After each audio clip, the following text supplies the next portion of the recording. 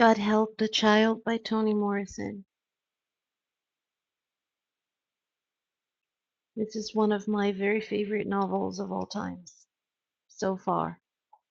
Every novel that I read becomes my favorite for that time because it's just a passion that I have for her books and I can't help it. Page 125. Felicity said, "Okay, sure," when Booker asked if he could bunk at her place for a while. He was grateful for her quick response, since he had no address of his own once he cleared out of the graduate dorm. On the bus back to campus, reading the back issue of Daedalus he'd brought along distracted him. Okay, I'm gonna restart reading the sentence. The cadence was all wrong. On the bus back to campus, reading the back issue of Daedalus he'd brought along again. On the bus back to campus, reading the back issue of Daedalus he'd brought along distracted him from currying his disappointment with his family. But it surfaced powerfully when he got back to the dorm and began to throw the remnants remnants of his college life into boxes, texts, running shoes, shapeless clothes, notebooks, journals, all except his loved trumpets. His loved trumpet. When he stopped wallowing in self-pity of being outrageously misunderstood, he called his girlfriend, Felicity. Felicity was a substitute teacher, and their relationship had lasted 2 years primarily because there were sustained blocks of time when they didn't see each other. Her call-ups, based as they were on the sudden illness of a permanent teacher, were irregular and often to distant districts. So he felt comfortable asking whether he would move in for a bit, since both knew it was about convenience and had nothing to do with commitment. It was summer, and since Felicity would probably have no request for substituting, they could enjoy each other's company without deadlines, go to movies, eat out, run trails, whatever they felt like. One evening, Booker took Felicity to Pier 2, a run-down dinner and dancing club that boasted a live combo. Over the shrimp and rice, Booker thought, as he often did, that the quartet on the little stage needed brass. Virtually all popular music was saturated with strings, guitars, basses and piano keys aided by percussion. Other than the big star musicians like the E Street Band or Wynton Marsali's orchestra. Groups seldom featured in backup or solo a sax, clarinet, trombone, or trumpet, and he felt the void intensely. So this evening at the break, he went backstage to the narrow dressing room full of weed smoke and laughing musicians to ask if he could join the group sometime. Not wanting to cut their earnings with another player, especially one they didn't know, they dismissed him quickly. Go to hell, man! Who let you back here? Well, you could at least hear me, he pleaded. I play trumpet, and you could do with a horn. The guitarists or the guitarists rolled their eyes, but the drummer said, "Bring it to the Friday set. That's when it won't matter if you screw up." He didn't mention his future audition to Felicity. He couldn't be less interested in his trumpet playing. She couldn't be less interested in his trumpet playing. Booker did as the drummer suggested, trying out before them in the dressing room with as close as he could come to a Louis Armstrong solo. The drummer nodded, the piano player smiled, and the two guitarists had no objection.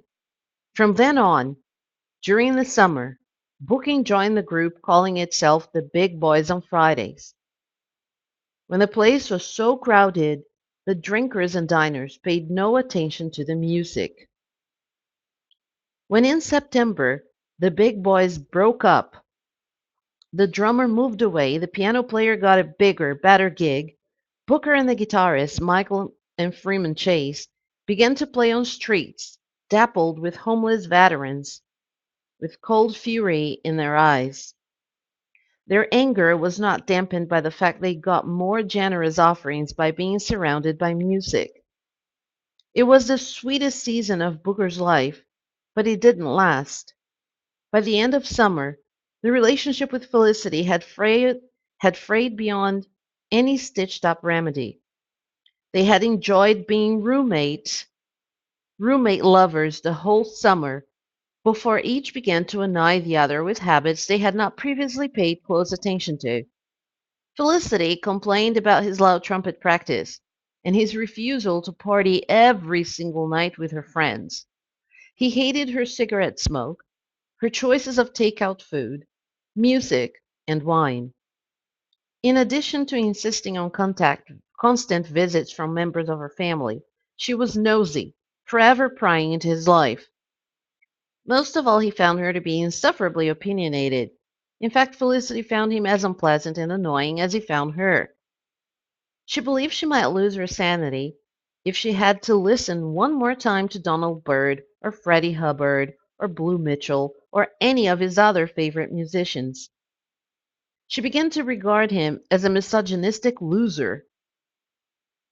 Nevertheless, they might have stayed together in spite of the mutual hostility that was growing like mold between them, except for one event, Booker's arrest and the night he spent in a holding cell. He had passed a couple parked near an empty lot, taking turns sucking on a crack pipe. The sight was of no interest to him until he noticed a child, maybe 2 years old, screaming and crying while standing in the back seat of the crackhead's Toyota. He walked over to her, yanked open the door, dragged the man out, smashed his face, and kicked away the pipe that had fallen to the ground. Then the woman jumped out and ran to help her partner. The three-person fight was more hilarious than lethal, but it was long enough and loud enough to get the attention of shoppers then the police. Booker is a character in God Help the Child by Toni Morrison. Among other things, Booker is somebody who has a history of violence in his life, not in the sense that he was himself assaulted or that he was himself somebody that did anything violent to somebody at first. He was somebody who lost a little brother to violence, to a sex offender. This event may have caused the anger issues that he has, his sense of a lack of justice that was never done. There was never justice to his little brother Adam. So now we know the story behind Booker's attitude. This is not to say that when he looked into I was going to say Jadine. Jadine is a character from Tar Baby by Toni Morrison.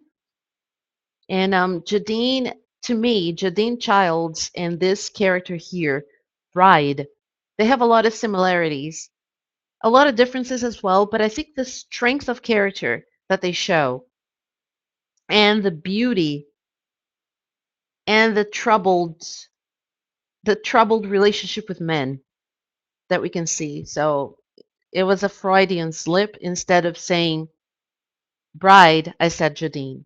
The way he treated Jadine, I think there's no. See, I'm again saying Jadine. The way he treated Bride, to me, was inexcusable. You want to break up with somebody, there's always a good way to say it without destroying their heart.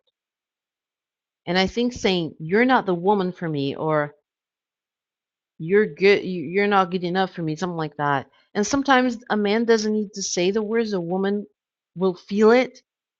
So I don't forgive him for that, maybe for personal reasons. But I am beginning to understand the roots of his personality and why he is who he is. He has his own traumas, he has his own demons that he's fighting, and they're often enough people are not they're not diagnosed by a psychologist or a psychoanalyst or a psychiatrist, psychologist, healer, life coach. There are all sorts of different professionals out there who deal with people's personality problems and in the way that they emotionally deal with life. Maybe he was never diagnosed as such, but there is something in him that is not fully right. And we understand now why he is who he is. The beauty of these chapters in God Help the Child. One of the things that I like to emphasize when I'm teaching literature is that the structure of a novel is not so clear cut as a short story. A short story has a beginning, an activating circumstance, and an end. This activating circumstance can also be called a climax, and then the story unravels till the end. In a novel, you have several subplots. You have perhaps more than one protagonist. A protagonist is a main character. And in here, each of these chapters is uniquely named after one character. Some of the chapters don't have a name, but the ones that do have a name, in God Help the Child, will have the name of a character who is the narrator of that particular chapter. And this is, to me, a very unique way of telling a story because you have the perspective from the inside. First person perspective is always beautiful for that reason, always, because you have that perspective that you wouldn't otherwise have with a removed narrator. The narrative flows according to the character's personality. The language is different. The language, in many ways, reflects that of the character telling the story, because that's where the veracity to these characters comes from. The way they tell the story, their language. And oftentimes I'm asked by students or by people watching these videos I make online, you say Toni Morrison is so great. If she's so great, and if she won a Nobel Prize, how is she writing ain't that, ain't this? How is she writing like this? Isn't this Ebonics? Isn't this like a lower vernacular? Well, they don't say that, but they say, that's bad English or something. But what people don't understand is African American vernacular. That is a peculiarity of a group. And nowadays, and we have in pop culture Eminem, who speaks with African American vernacular, even though physically he's one of the whitest men on the planet. African American vernacular is an expression of a group.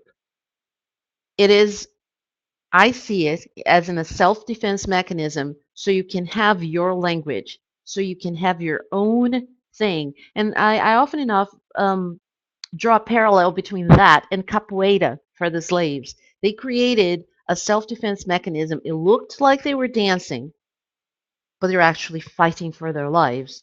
They're practicing to fight for their lives. And with African American vernacular, it is a way that if only the black people spoke that, they could have their own way of talking about others, of talking about their own frustrations with the other races that were discriminating against them. And it is a way to feel like they belong to a particular group. So people from a distance, just as they would looking at capoeira, they would think, oh, they're just dancing.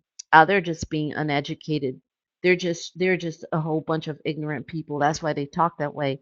But they can switch from African American vernacular all the way up to a higher register of language because, in fact, they are educated. In fact, they are people of substance, but they're using that just as a self protection, just as a self defense mechanism. So the veracity of these characters is expressed through language as well. Booker is educated. Booker has a master's degree. he still carries with him the sadness of what happened to his brother. Because often enough, people will say things like, "Oh, you have such a wonderful life. Look at you. You have a degree. You have traveled the world. You have this amazing family. Look at you. Why are you so depressed?" But that, people don't know what is behind the smile. People don't know what's behind somebody acting out, if you will. So Booker has a lot of baggage in his life. This character, he is one of the characters that the narrative focuses on. Bride, Brooklyn, and Booker. There was a triangle there. There was an incident that Brooklyn didn't tell Bride about. Why I don't know. I really don't know. But she hits on Booker. So it's not a love triangle because they weren't in love, but it is something of interest that shows us layers of the personalities of the characters that we couldn't see right at first. At first, we think, oh, Brooklyn is Bride's best friend, and she's here helping her after she got beat up at the hotel. But then we hear this, and this came from Brooklyn's chapter, the chapter entitled Brooklyn, where she tells the story. So this book is incredibly unique. I know that a lot of people on YouTube make videos about books and they say, "This is a book review. I read books. I'm going to talk about this book." But I am not going to do this. I'm actually analyzing the book and I'm talking about the literature involved. I'm talking about figures of speech. I'm talking about the types of narrative. I'm dissecting the chapters and talking about form and structure. And a lot of the people who do these YouTube videos and they do their book reviews, they don't have a background in literature. They just like reading books. That's the difference between my literary analysis and their book reviews, because this is not a book review. This is not a critique. Who am I to critique a book? I'm not critiquing it. I'm analyzing it. I'm talking about the different aspects of it through a literary point of view. That's what I'm doing.